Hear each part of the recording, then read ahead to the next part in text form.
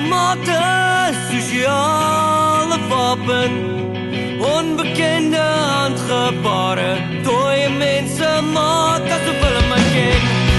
In die begrafplaas waar ek bly, lag al die grappies vir my, maar hulle is onbewus dat ek stuk vir stuk my hart by my keel afdruk.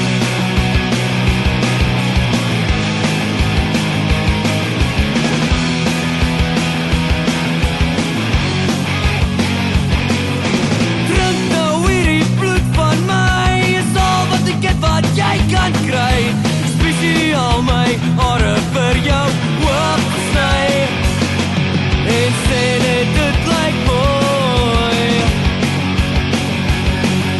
Die ewige kind agter in my kop, ewe benoud en krap op sy toegestikte mond, met stilgebore baba sy lek nie.